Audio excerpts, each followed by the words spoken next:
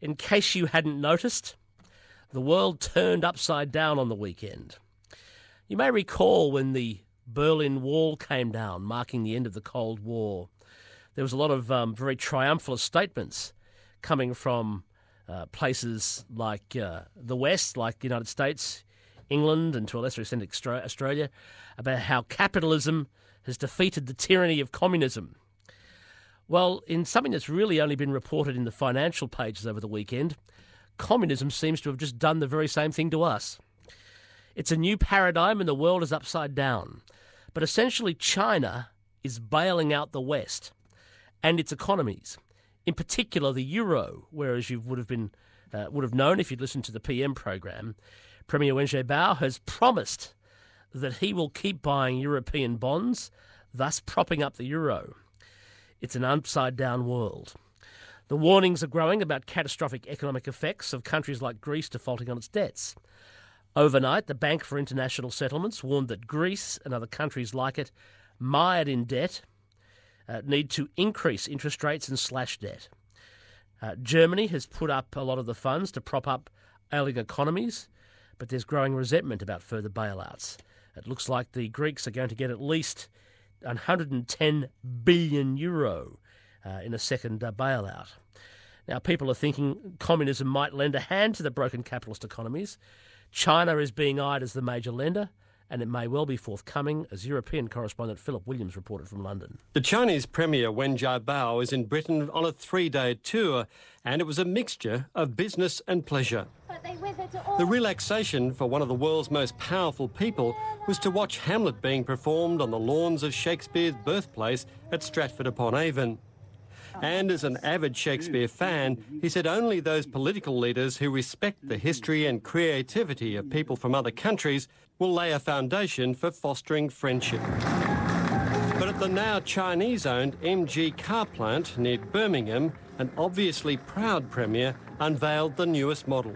Designed and assembled in the UK, the parts from China. He was soon invited into the driving seat, a place the Premier and China is getting used to.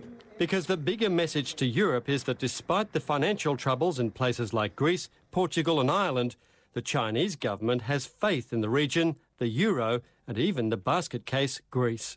And more importantly, he promised as yet unspecified help. We have done this for Hungary and we will do the same thing for other European countries. So as we often say, a friend in need is a friend indeed.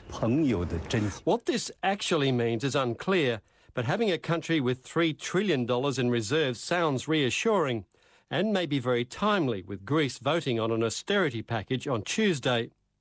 But Premier Wen Jiabao went further, saying the Chinese economy will be rebalanced away from exports and towards domestic consumption.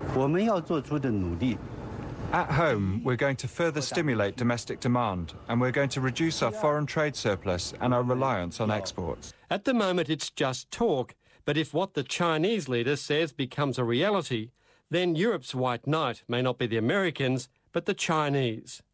If so, there'll be a price yet to be agreed. Philip Williams reporting from London. Wow, as the Chinese often say, a friend in need is a friend indeed. Funny, I've never heard that from any of my Chinese friends, but there you go. It's a new paradigm. Communist countries are bailing out the capitalist economies. I think China has also taken control of the Saab manufacturer in Sweden, now MG in the UK. We've also heard that they mentioned that they're looking after Hungary, and now they're going to bail out the EU. Chris Leithner is here from Leithner and Associates. Chris, what's happened? It's an upside-down world.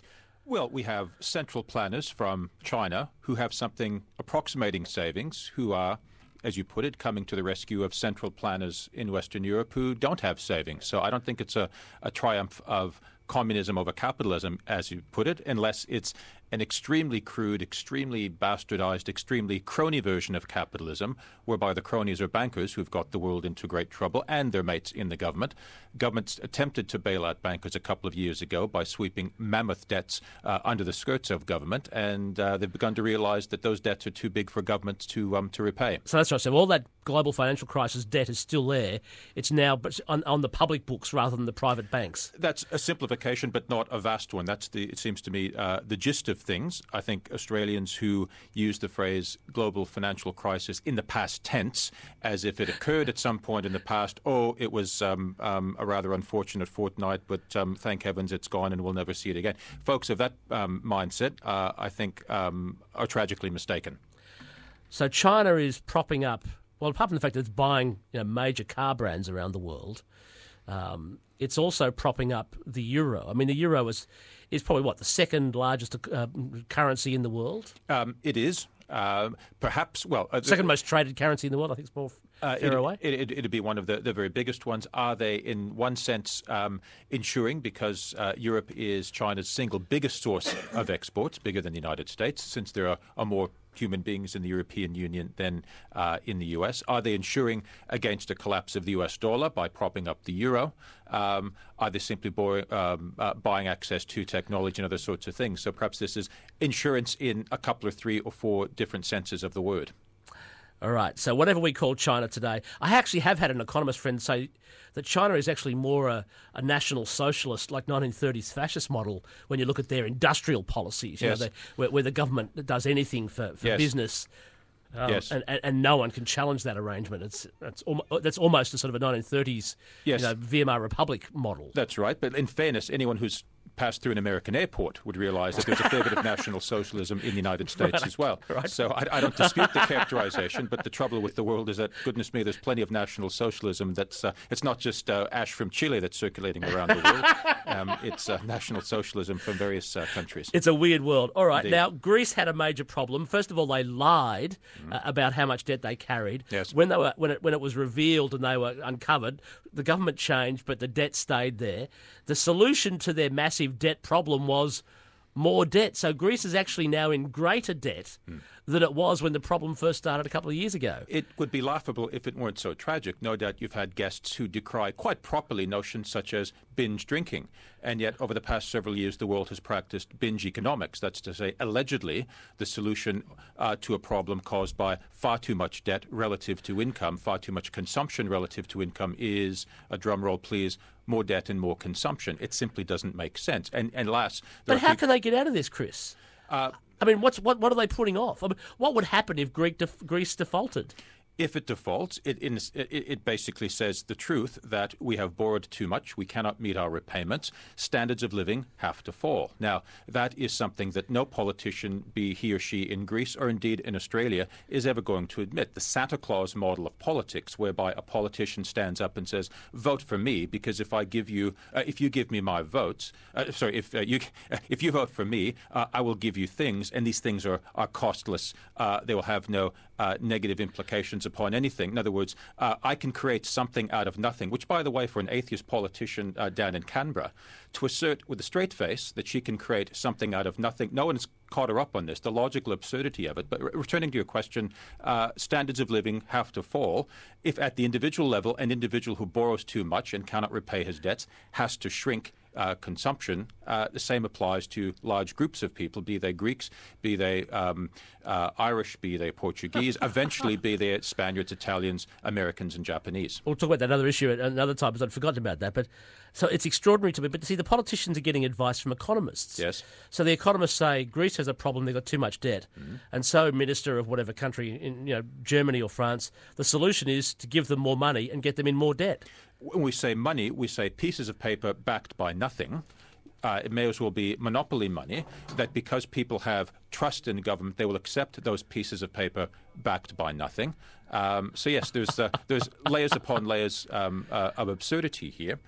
Ultimately, if you a source cause of our trouble is that quite literally there are no standards of value here. A century ago, what was money? It was a piece of paper backed by a tangible substance called gold, which people from vastly different walks of life, irreconcilable faiths, vastly different philosophies and ideologies all would agree, gold has value as a medium of exchange. Yep. what is the basis of so-called money today is government debt, in which people are realizing not only has it no value, goodness me, it's quite literally lead weights in the saddlebag, which causes people to sink to the bottom. I'm mixing my metaphors here, obviously. The notion being that something can be created out of nothing is a logical absurdity, that people can borrow their way to prosperity. If a PhD from Harvard or Yale or Stanford says it, then the benighted will be obliged to agree with it, even though they know deep down it's utter and total palpable nonsense.